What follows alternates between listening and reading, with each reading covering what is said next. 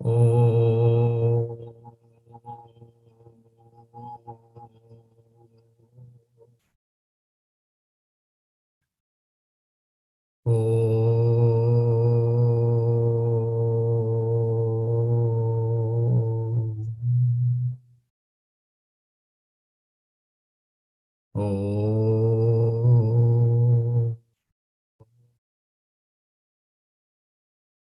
Om Sahana Vavatu Sahanau Bhunaktu Sahaviryam Karavavahai Tejasvinavadhitamastu ma Vidvishavahai.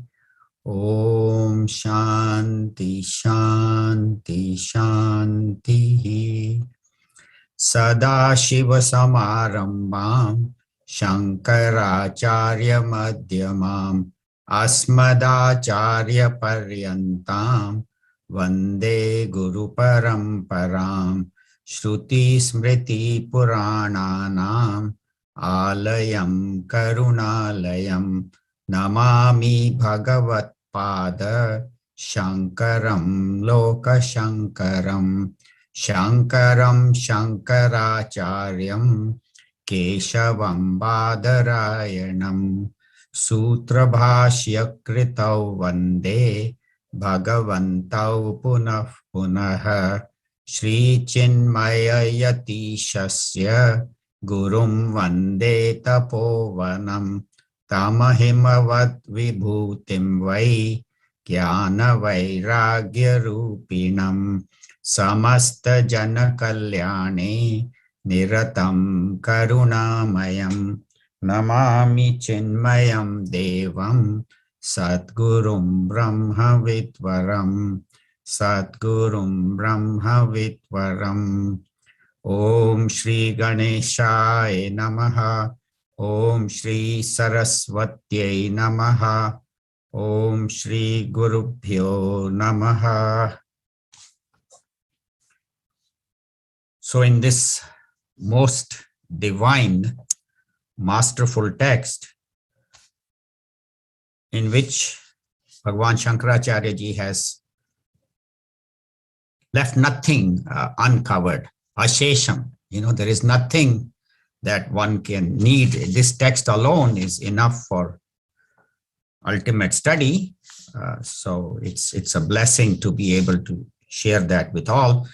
So in the first shloka, as we had studied, it is a jiva, the individual who, having encountered a guru, finds out that this whole world is in me, just as a movie on a screen or a city in a mirror. In me, that means in me, the consciousness, this whole universe appears. And that only happens with the grace of the guru. In the second, as we had studied, it is Ishvara who is the creator of the world. And in the third, we studied the oneness at the level of consciousness. And we'll be talking more about that today, the Tattvamasi shloka, that the Mahavakya teaching. In the fourth, we studied that there is this light of consciousness, which is Chit, which is present everywhere, but manifests within us as a lamp, just as there is a lamp in a Navratri, part. Similarly, there is a light of consciousness within us, which goes out through the mind and through the senses and illumines all the sense objects. So as Chit. And then in the fifth shloka, we saw that as Sat, because it is the people who are ignorant, and that was the belief at that time, that some people said, I am the body, or I am the mind, or I am the sense organs, and so on. So Shankaracharya ji refutes all of them and says that it is the Sat, which is present at all times in all situations. And those who don't believe that are ignorant. And so he gave us complete theory of how to refute all these the one who thinks I am the body or the charvakas or the mind, intellect, and so on. And in the 6th shloka, which we covered last week, he refuted the Buddhists who had misunderstood Buddha's teachings and thought that it is shunya, it is nothingness from which this world emerges, or it is kshanik vijnanavada, where the consciousness appears and disappears. And so Shankaracharya ji refuted that by showing that the consciousness, is present at all times. How do we know? By pratyabhignya. The one that went to sleep did not disappear, but as consciousness I remained. And then when I wake up, I remember that even though my mind, intellect, everything was in deep sleep, how do I remember? Because of that one consciousness, which is constantly present. And Shankaracharya ji will continue this idea of pratyabhignya and tattvamasi in this beautiful 7th shloka. Neeru, would you like to chant? You have that? So 7th shloka. Balyadishvapi jagradadishu tatha. बाल्यादिष्वपि जागृदादिषु तथा सर्वास्वस्थास्वपि सर्वास्वस्थास्वपि व्यावृत्तास्वनुवर्तमानहमिति व्यावृत्तास्वनुवर्तमानहमिति अन्तःस्फुरन्तं सदा अन्तःस्फुरन्तं सदा स्वात्मानं प्रकटीकरोति भजताम् स्वात्मानं प्रकटीकरोति भजताम् यो मुद्रया भद्रया यो मुद्रया भद्रया तस्मै श्रीगुरुमूर्तये नमः इदम् तस्मै श्रीदक्षिणामूर्तये तस्मै श्रीगुरुमूर्तये नमः इदं श्रीदक्षिणामूर्तये. All together. बाल्यादिष्वपि जाग्रदादिषु तथा सर्वास्वस्थास्वपि व्यावृत्तास्वनुवर्तमानहमिति अन्तःस्फुरन्तं सदा स्वात्मानं प्रकटीकरोति भजताम् यो मुद्रया भद्रया तस्मै श्रीगुरुमूर्तये नमः इदं श्रीदक्षिणामूर्तये. So balyadishu. Balyadishu means in childhood, etc. Shu is the 7th case, plural. So in childhood, youth, middle age, old age, etc. in all the different ages.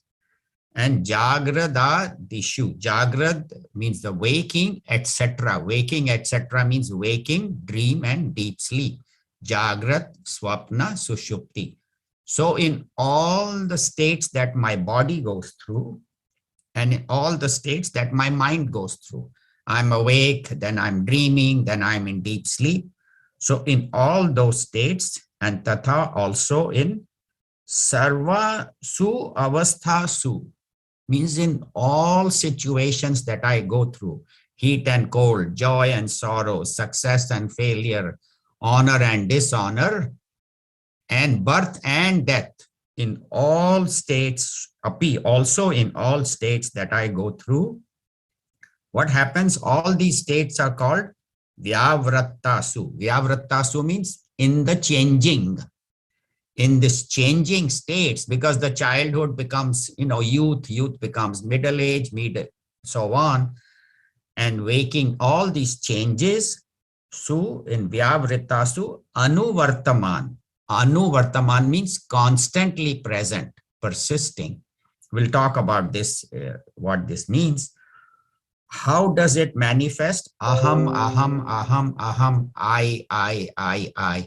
But not I, the ego, because that changes. That ego will change. I was happy at one time, then I was unhappy, and something I was successful, then I failed, then I was depressed.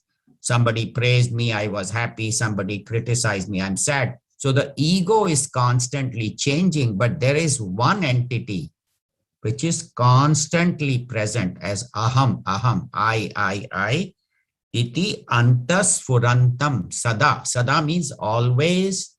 It is shining within us and within everybody. That entity, what is that?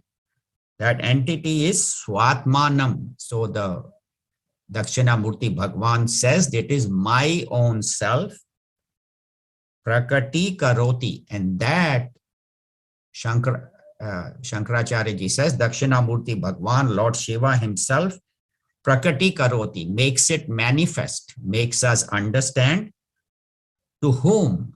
To only to Bhajatam. So we have to surrender to the Lord, because as long as this ego is there that I know, will never know. When you say, I don't know, I've tried my best, I have read Upanishads, I have read Dakshinamurti, I have read Bhagavad Gita, yet I am not able to reach you, Bhagwan. When you surrender completely and say, with my intellect, I cannot know it. When the intellect kneels down and says, I cannot do it, then the Lord's grace manifests. So, Bhajatam, to those who surrender to him, how does Bhagwan reveal? Mudraya Bhadraya, with this chin mudra. We had talked about it. We'll just go briefly over that again. That is called the Mudraya Bhadraya. To that Guru, Tasmai Shri Guru Murtaye Namaidam. To that Guru, Dakshinamurti, is this prostration. So we see that changes occur either in space, in time, or in matter. That means I was there at one place one time. I was in India, then I came here. And then in India, I was going to medical school. So different time. That was in the 60s and 70s. I did my training. Then I came to New York. Then I came to Bakersfield. So space is changing. Time is changing. And matter is also changing. I was much younger at that time. I was more active. Now I'm getting old. All my body functions are getting weaker. So all these changing conditions, the body is changing, mind, intellect, desires, vasanas also changing. And also this Jagat has changed. If you think about it, how when we were growing up, how India was and how India has changed now, how the US when we first came, and there is constant change. It could be good or it could be bad, but everything is changing. The Jagat is changing. There is a word called Saman Adhikarana. Saman Adhikarana is a beautiful Sanskrit phrase, which means the locus for all this changing is one. Saman Adhikarana. There is one locus, one substratum, one support for all these changes. Everything that is changing is happening on one support, just as the whole movie is changing in space, time, and all that, characters and birth and death is happening, but the screen is the locus. It is the Saman Adhikarana. And how do we remember that? By Pratyabhijna, like that and this, like that young man I was, and now I am this older person. And I was in that place. Now I am in this place. I was doing that. Now I am doing this. So the one who remembers that and this both, the one entity is called Pratyabhijna. And as we had studied last time, it is by Pramana. That means that time I had seen, now I see it. So Pratyaksha Pramana. Or Anumana, like I have seen fire and smoke. So when I see fire and smoke on the mountain, so those are the pramanas or Shastra Pramana. Shastra is the other pramana, which proves to us that this one common entity is there. So that is called Saman Adhikarana. That is the support. One more term I'd like to introduce. We have discussed in Vivek Chudamani. It's a beautiful term. It is called Anvaya Vyatireka. So these phrases one should understand and remember because they point to the highest truth. Anvaya means unchanging. Vyatireka means changing. So that which is unchanging and which is the support of the changing is called Anvaya. And Vyatirek is one that is constantly changing and dependent. So just as in the example they gave is in the necklace. Now the thread is the Anvaya. The thread is unseen, it's not seen, but the thread is holding the necklace together, is a pearl necklace. The moment the thread breaks, no matter how beautiful the beads are, maybe the pearls, maybe the diamonds, maybe they all fall and scatter, and the necklace becomes nothing. You know, it doesn't remain a necklace. So the thread is the substratum on which the thread we cannot see. We cannot see the thread, but we can infer the presence of the thread because there is a necklace. It could be a gold chain, or it could be a thread, it could be a silver chain, but there has to be something holding this necklace together, or a garland. You know, we make a garland. Again, there has to be a thread which is holding this together. So our attention is always on the pearls. Oh, how beautiful pearls there are, or the necklace, but we never pay attention to what is holding it together. Same way in this world, our attention is always on I, me, and mine, but we forget that there is something which is supporting me constantly at all times. Example they give is the Abhishek. Like when we do Lord Shiva's Abhishek, what happens? There is a kalash hanging, and then from the kalash, first water comes, then milk comes, then honey comes, then dahi comes, you know, all those things keep on coming. And then at the end, again, the water comes and washes the Shivaling away completely. And then you can start, you know, you're chanting, and then you can continue the puja. So the Vyatirek is all that is coming, the water, the milk, the honey, you know, whatever, juice, whatever, but the constant is the Kalasha. The Kalasha is the Anvaya in which different things are happening, but they do not happen at the same time. Like the water and the milk does not come at the same time, or the milk and the butter, or the milk and the ghee does not come, or so separately, each one of those come through that one Kalasha, and that is how. So when we are watching an Abhishek, instead of getting bored, pay attention that there is one constant. So any puja that is happening, anything, when you pay attention to the constant, then you start enjoying whatever. Same way when I'm working in the world or whatever I'm doing, my attention can be on the work, but if the work is mechanical, pay attention to who is supporting all this. What is the constant? And remember that they have to be separately, like childhood and youth cannot be at the same time. Childhood ends and then youth starts. Day ends and then night starts. Waking ends, then dream ends, and then deep sleep. So the three entities cannot be at the same time. So same, just as in the Kalasha, the materials cannot be at the same time. So what Anvaya Vyatirek is to see the changeless in the changing. That is and that changeless is consciousness and existence we have talked about, and is all pervading. It is not only inside me as the light of consciousness, but is inside, outside, in everything. It is there in rocks, in trees, in birds, animals, fish, but its manifestations are different. Like in the rock, it manifests as Chat, as Sat. From plant onwards, it manifests as Chit, but depending on the equipment, how much Chit will manifest. So in plant, it is very minimal. Then it is a little more in fish, then, you know, bird, animal, monkey, dolphin. And then finally in human, it manifests to its full extent.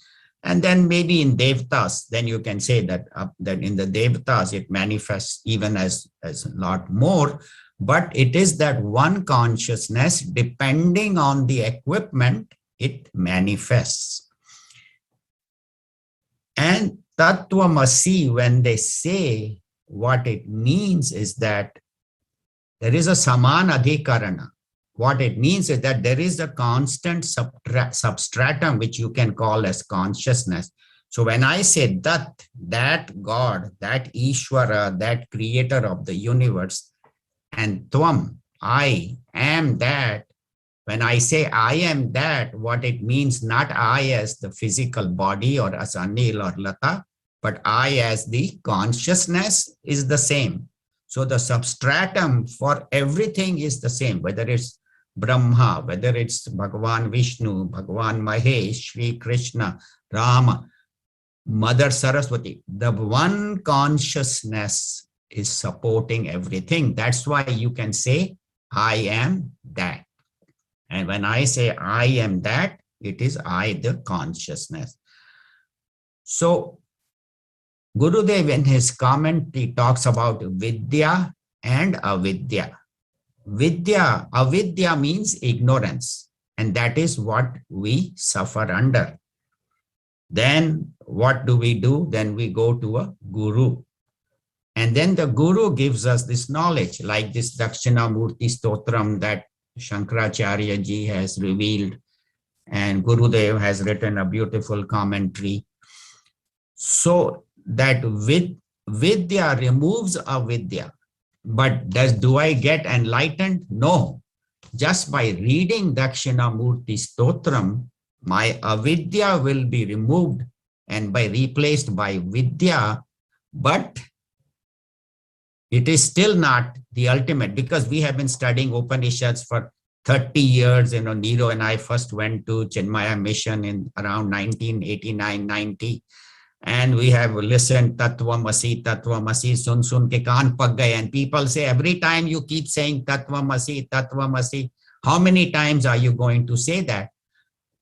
We have to keep saying that till I know that I am that. Right now, do I think I am that?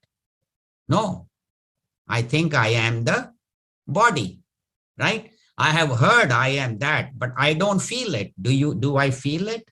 No. I still firmly think I am this body and the world is real.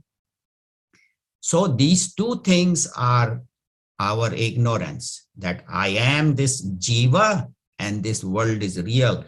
As long as you have these two, you are still ignorant. So Vidya means you have this intellectual knowledge, but when does this intellectual knowledge become my understanding as that I am and that alone is real, Brahman alone is real, and this world is a superimposition upon that. Even my body, mind, and intellect is a superimposition. I am the consciousness, I am the rope on which this body, mind, intellect called Anil is talking, walking. So that abidance in that clear understanding at all times is called enlightenment, which we are all trying for. So I'm not, saying that we are not doing a good job. All of us are meeting, we are talking, we are discussing, we are learning. And so by repeated listening, this knowledge will become clear.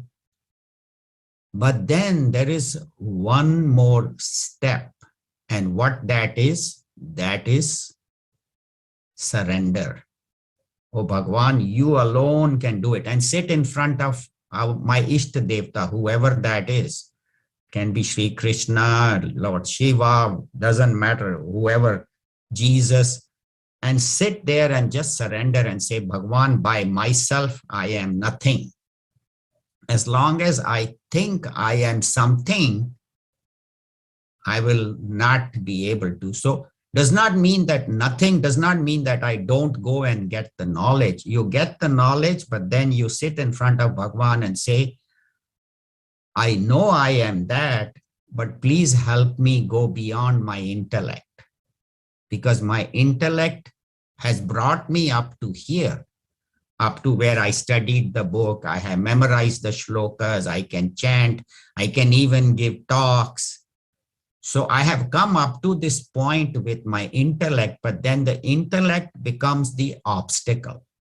Because as long as I'm trying to, I don't know if I'm making it clear, but the intellect at one point has to surrender and give up and say, and I have to understand that by myself, I cannot accomplish that. And Bhagavan says in the 12th chapter, Tesham aham samuddarta, Mrityu samsar sagarat bhavami nachirat partha maya veshit chetasam. Bhagavan Shri Krishna says, those who aveshit chetasam, who have surrendered to me and put their mind in me, then I lift them. So there is one more step. It's not meant to discourage people. It's meant to give us guidelines on how we can continue on this journey. So there are three different ways we can get this knowledge. One is Shruti, right? Listening to the Guru, which we have done. Other one is Smaranam. Smaranam means some people just by listening, they get enlightenment. They don't need anything else. You know, there are a few people who are very pure, but most of us are at the level of Smaranam, where what I have heard, then I go and think about it and I remember it, you know, what my guru has said, and maybe next day or next week or next month. So talking about Smaranam, so there was this man who was laughing loudly, kept on laughing. He wouldn't stop laughing. So his wife said, why are you laughing just like that? He says, no, I went to a comedy show yesterday and the comedian told a joke, but I just now understood it. So that is our condition, that what we have heard, we remember afterwards. I won't tell you which group he belonged to. I'll leave that up to you. So that is called Smaranam. Then the third one is called Smaranam. Smaranam means someone has to remind you. And that is Guru, that is Dakshinamurti Bhagavan, or whoever our Guru is. In the case of Sri Ramchandra Ji, when in Adhyatma Ramayana, you know, there are many Ramayans, but the popular ones are Adhyatma Ramayana, Valmiki Ramayana, and Tulsi Ramayana. In Valmiki Ramayana, he's shown as an ideal human being. In Tulsi Ramayana, he's shown as Bhagavan, but in Adhyatma Ramayana, he's shown as the Brahman himself, Paramatma, manifesting on this earth.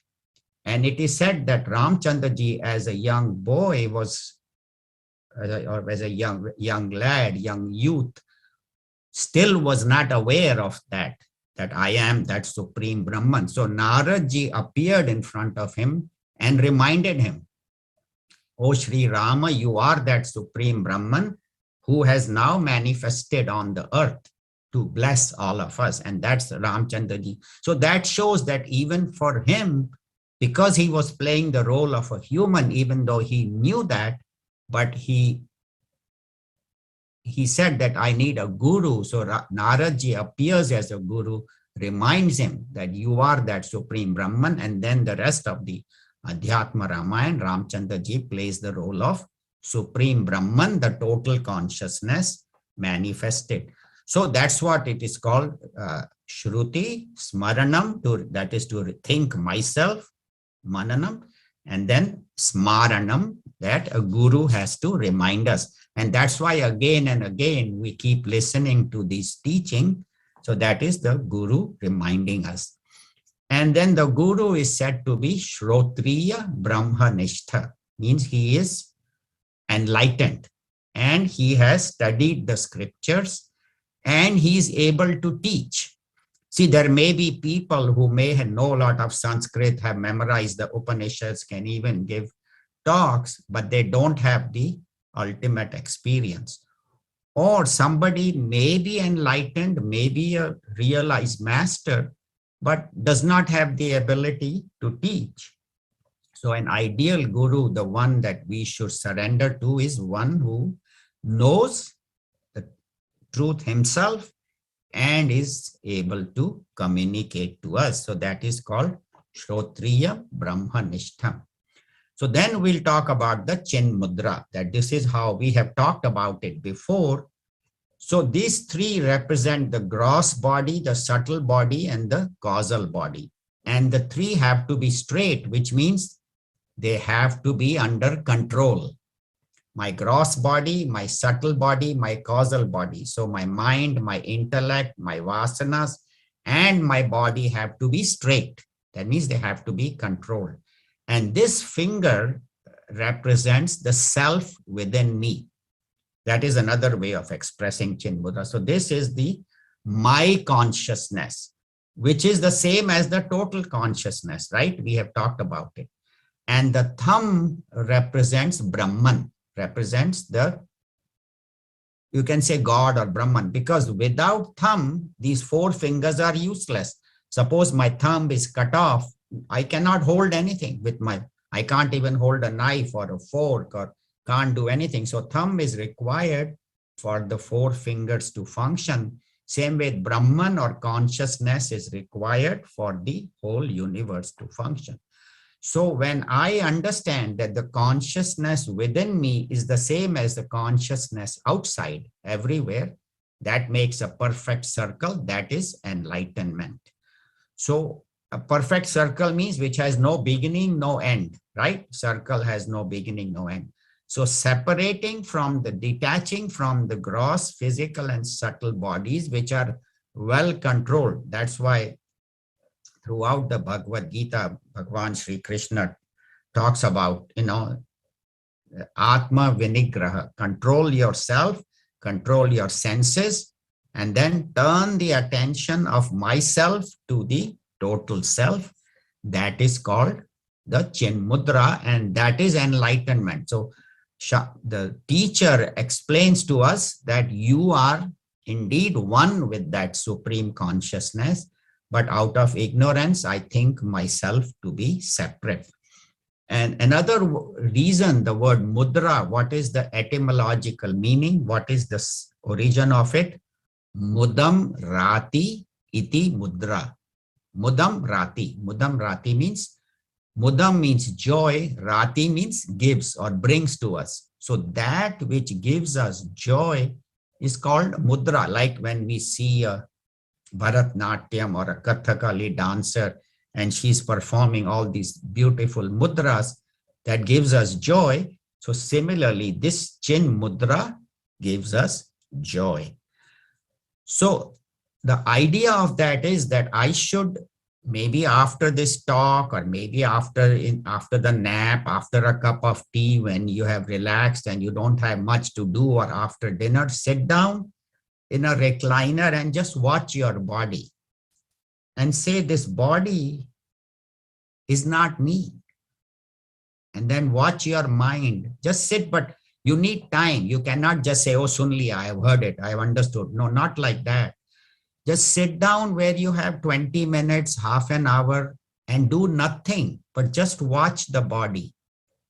And say, this body that is lying on this recliner is not me, or on this couch. Not when you're asleep, but when you're fully awake. Or this mind and intellect that is at this moment bothering me or torturing me is not me. So it has to be done in a slow, systematic process. What we have heard, then you sit and just sit for 20 minutes or half an hour and do nothing. Just watch the body and just watch the mind and say, I am not any of those.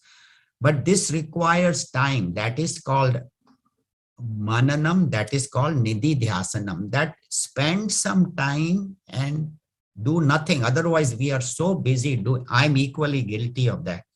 Doing all the time. I have to do this, I have to do that. But take some time and do nothing and just watch. And you will find that helped. Like last night, I actually did that after I was preparing for this class. At the end, I just sat for 15-20 minutes and I found that to be very beneficial. That's why I'm sharing with all of you. So That is called application, that I am the changeless in all these changing factors. So that understanding that I am, not Brahman is somebody, but I am changing. I'll end with a very, very beautiful story. It's very, very powerful. So there was this young man who was doing PhD in biology, and he was studying at Harvard University. This was a few years ago when they were talking about Darwin's theory. And so he comes and tells his mother, who maybe lived in wherever, New York or somewhere else. And he says, "Mother, have you heard of Darwin's theory of evolution?" And mother was educated. She says, "Yeah, I have heard." So he says, let me see what you know, and then I'll tell you what I know. She says, "I'll tell you the Darwin's theory as described in our scriptures." It's so beautiful. He says, "You have heard of Dash Avatara of Vishnu, of Bhagwan Vishnu?" She says, "Yes." He says, "Okay." So she says, "I'll tell you what are the Dasha avatars." The first was a Matsya avatar, was a fish. That means life started in the ocean. Then from fish, it became Kurma, the turtle, which, the fish is the one brought the Vedas. The Kurma supports the Manthana, Amrit. So that means from fish, it becomes turtle. Turtle can survive on fish and on land, right? That is the second avatar. Third avatar is the Varaha, the boar, which is wild, which had now come on land, but it is wild, has no control. It is like the dinosaurs. So she says, like you said dinosaurs, that is Varaha avatar. That is the boar that is very powerful, but cannot accomplish too much, is still an animal. Then the fourth avatar is Narasimha, where it is half lion, half human. So we see how the evolution is happening. Then from a Narasimha, half animal, half human, comes Vamana avatar. Now, what is Vamana avatar? Vamana avatar was short, but he could become long. So she says there was Homo erectus and Homo sapien. The mother is telling this boy, young man. So they had a fight, and who won? Homo sapien, who from down he could stand up and use his hands to make weapons. And so he won. Why? Because he had the ability from down to become big. So that is the fifth avatar, Vamana avatar. Then the sixth avatar is Parshurama. It is a human, but he lives in a cave. He's very angry, and he has one weapon, axe. And with that, he fights with everybody. So the caveman. So from Vaman avatar came a caveman, Parshuram, who was angry, who had the axe, who was fighting with everybody. And then after Parshuram came Bhagwan Sri Ramchandra Ji, who shows us how a perfect human being, perfect, who lives 100% according to dharma, even though he is the supreme consciousness, he never shows it anywhere. To find where Sita Ji is gone, he takes the help of Garuda and his brother, right, Sampatti. To kill Ravana, even though he is the supreme lord, he keeps shooting the heads. Ultimately, Vibhishan has to come and tell him that you shoot in the stomach. And then, so the point is that even though he's the supreme Brahman, he totally plays the part of human, does not show any superhuman qualities. Then after Ram comes Balaram. Balaram is the farmer who shows how the land is developed.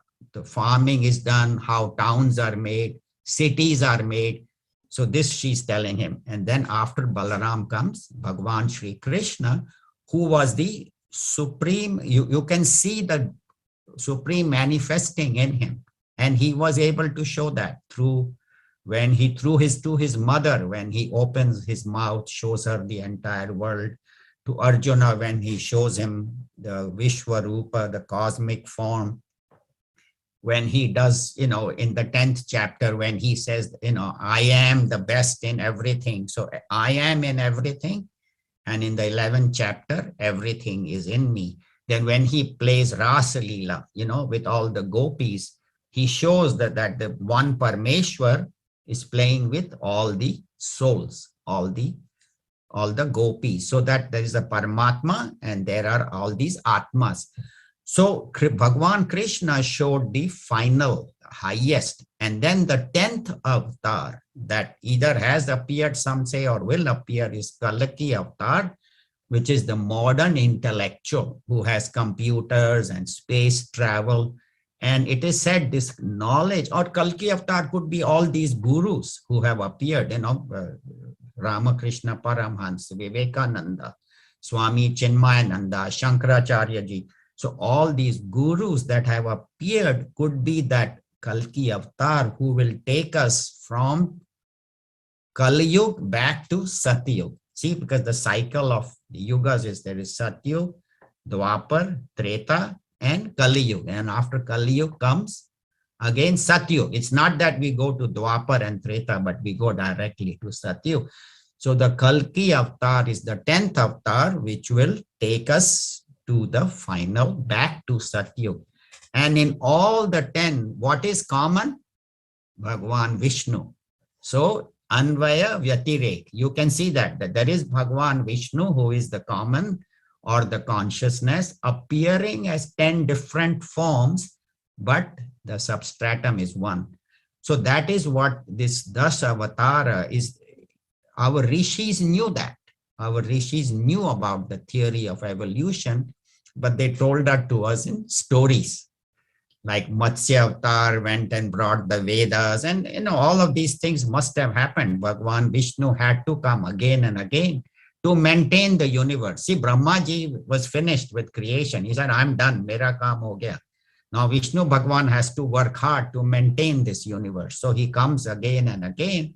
And then Lord Shiva says, okay, when it's time for people to go, then I will carry them away. So in this knowledge, in this particular shloka, we have heard that there is one consciousness which is changing. In the changing, it is changeless. Anvaya Vyatirek. Anvaya is changeless, Vyatirek is changing. And that unchanging, changeless consciousness, I am in all the changes of my body, all the changes of my mind, all the changes of my intellect. I am that changeless consciousness. So this knowledge has to be transferred. We cannot say there is some Brahman sitting somewhere who is everything. No, I am everything, but that will happen with right knowledge and with bhakti. So jnana alone is not enough. If people think, I can intellectually, you cannot. You have to surrender to Bhagwan. You can do prayers, you can do, japa, you can do chanting, you can offer flowers. You do all that, and then Bhagwan's grace will appear. So, but one has to put one's effort. I have to do my own analysis. I have to do my Shravana by listening. I have to manana, I have to think about it, and then I have to abide in it. So here we can end. It's a most beautiful shloka, and this Dashavatara I read somewhere, and so I was able to share that, how you can see the one consciousness appearing as 10 different manifestations. So that's what it says in waking, dream, and deep sleep, in childhood, youth, etc. There is one unchanging sarva avasthasu api vyavritasu. So anvaya vyatireka. So that is explained in this, and also that you are that. That is explained by this Chin Mudra. So for that, we need the grace of a guru, and we are grateful to Shankaracharya ji, and of course, Dakshinamurti Bhagwan, who revealed this knowledge to the 4 seekers that we do in the Dhyan shlokas that Jayashree chants. And then that knowledge was transcribed by Shankaracharya ji and then by Puja Gurudev. So to them, we are always grateful. And thank you very much for giving me this opportunity. Anybody would like to add any questions, comments?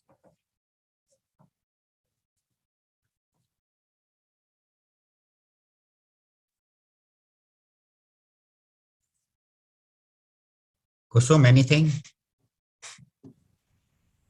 No, but I think I remember this Anvaya and Vatirak in Vivek Chudamani and Vidyanarayan Swamiji sorry. and Panchadashi. Little louder, please. Yeah, go ahead. Saying that if the mind is there, the world is there. When the mind is not there, the world is not there. So Right. that Vyatirekt and Vyatirekt and Anvaya was explained also in Vivek Chudamani that Yes. way. In So that Vivek was Chudamani, we just, yes. Yeah, so that was, I thought was very nice though, and you did it. So Right, right. thank you so much. About a couple of months back, we did it in Vivek Chudamani also. Yes. And also, I think it's in Vidyaran Swamiji's Panchadashi. I think it's in the 4th or something. I don't know. Maybe Sloka 30th. He also says when the mental is there, then the world is there. When the mind is not there, world is not there. So that's how it depends on one or the other. One is changing, one is not. But once the mind is not there, then nothing is there. Then it's only the self itself. Right. So I thought it's a beautiful topic. I thank you so much. Thank you. Hari Om, Anilji. Hanji. Very nice topic, very nice shlok. But it's difficult. It was difficult for me to write down those 10 avatars. Is it possible to put them on a notes, the 10 avatars? I could understand what they were. Are you on the Gokul Devi group? Are you on that WhatsApp? No, I am only on Gita. You're only on Gita. Gita Okay. or Sanskrit. You're on what else? Sanskrit and Oh, you are on the Sanskrit? You can send her on the phone on a message. Okay, I can send you a message. You have But Santi's I thought number. if everybody would like to hear it, I can post it on it and also send you a message. Okay, I would like to, because it's so beautifully described from the light from the water to Puran Paramatma. Puran Paramatma, right. I'll send you a text and also we'll ask Ambika to include you. She's the administrator of this group, to include you in this Gokul Devi group also. But I'll post it on this, the 10 avatars, and also I'll send you. Do you want me to put the English translation also, or just Matsya, or you want the translation too? Little right? one or two. Just the word. Matsya is the fish and turtle and all. Yeah. From there, and then from Vaman, how he became from a small. Yes. Just I'll do that. Just a little bit to remind. Okay, I'll do that. I'll put the Thank 10, you. I'll put it on the Devi group and also send you a copy of that. Thank you. Very nice. Sure. Thank you. You.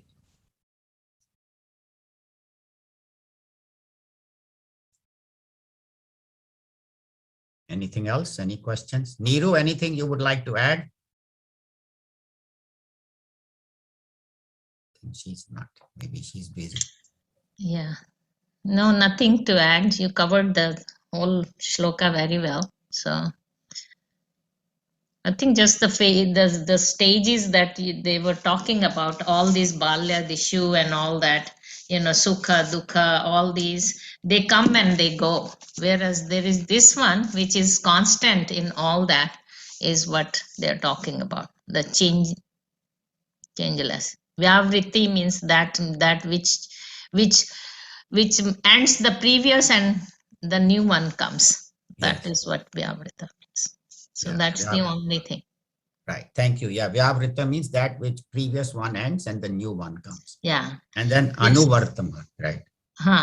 So that is what I remember that from. Yeah. So Anuvartaman means, Anu means constant, repeatedly. And Vartaman means it's always present. Yeah. Vartaman in all the Indian languages means present, right? Even in Gujarati, they say. In Hindi, I know they say, but yeah, Vartaman means it is the present. So that is always present. So in that supreme consciousness, there is no past, present, and future. There is only now is. Yeah, that's what Guruji said. No, in the present also, you look the presence, which is there. Presence is what the Bhagwan is. That the thing is. Baki to is in the time. Right. Right. Yeah. Yeah, It's even present. present is in the time. Thank you. Yes, Yeah. So in the present moment, you look for the presence. presence. Very good. Thank you. Lata, you have any comment, question? I have a question. What is the significance of mudra in this particular shloka? And do we sit with that mudra when we are in meditation? You can do that. Yes. Contemplating on the Brahman? Right. Yeah. So And it is also, said, I think it is showing the oneness, the one entity which is present in all the body, and also the Jiva and Brahman Ekyam. That is what this is. Chin Mudra is this which Anil was explaining. Remember that this finger, the index finger, and the thumb. Index finger is the Jiva, and the other one when there is a Brahman and Jiva Ekyam. Mhm. That is Okay. what it Hmm. is. Presence in all of them. There is, Brahman is there. Like Okay. without thumb, you cannot function like that. Mm, mm. so in the third line, it is said mudraya bhadraya. So the third case, mudraya, by this auspicious mudra. Bhadraya means auspicious, mudra means the posture. That's why in Bharatnatyam and Kathakali, they do all these different mudras, beautiful, they train them. So here, this mudra is the one that gives us the knowledge, also makes us happy, mudam rati. So mudraya bhadraya, in the third line at the end, it is said that the Lord indeed. So yes, you can use that in your meditation, or you can just use it for understanding. But yeah, a lot of people, when they meditate, they use both fingers, and it gives a lot of energy when you meditate with the fingers like that. I mean, if that, you can see if it helps or not, but it does give you more energy. There's no doubt about that. If you keep this posture and you sit for meditation, it is very beneficial. But you have to know why I am doing this mudra. What is the purpose of that? And also the circle, Gurudev has written in his commentary, circle represent which has no beginning and no end. It is, and whose center is everywhere, anywhere. Right. That It's is infinite, right? infinite. So basically, that's what it is pointing. Okay. Thank And you. who shows us that? Prakriti. Isme likha na, that other one. Prakati karoti, yeah. And who shows us that? Dakshinamurti Bhagwan. The Bhagwan. To that Dakshinamurti is my namaskar. So what is Prakati Karoti? Prakati karoti means makes it manifest. Makes Okay. it reveal. Oh, Reveals okay. it, reveals Right. it, makes it manifest, reveals it, Right. makes it Okay. appear in front of us. Okay. Thank you. This circle means Purnamada, Purnamidam, Purnat. Exactly. Yeah. That means Purna, that means complete, yes. Yes.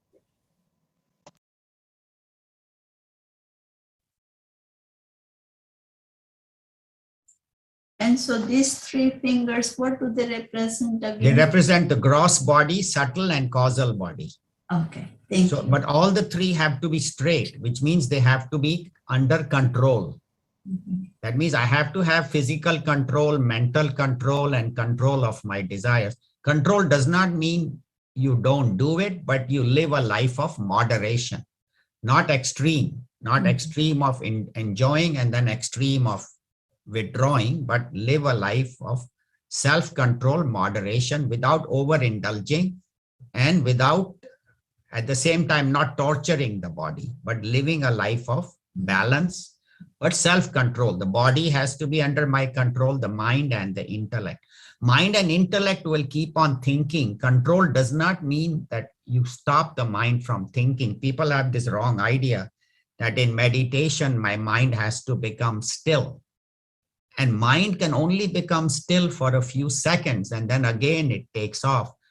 The idea in meditation is my mind should think the right thing.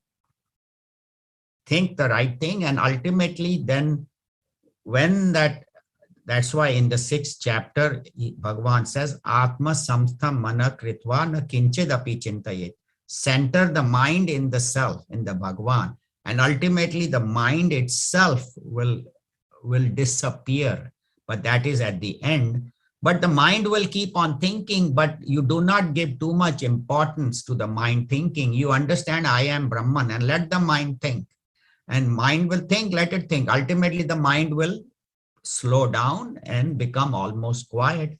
But forcefully trying to still the mind is a wrong thing, which a lot of people do in the yogic meditation. They forcefully try to suppress the mind. It's not suppression. It is understanding that the mind is mithya. The mind's thinking is unreal. So is that clear, Hansa-ben? Thank you. Isn't it 3 fingers also is sattva, rajas, and tamas, and you let it go? That is the things Prakriti is doing. I'm not doing anything. Right. That's also sattva, rajas, tamas. Then eater, eating, eaten. The triputi. All of those. Yeah. So whatever is 3, you give up and keep only 1, and that 1 is the total. So thank you very much. Hari Om. We'll do the closing prayers. Om sarve bhavantu sukhinaha, sarve santu niramayaha, sarve bhadrani pashyantu, ma kaschid dukha bhag bhavet. Om shanti shanti shanti. Hari Om. Shri Gurubhyo Namaha. Hari Om.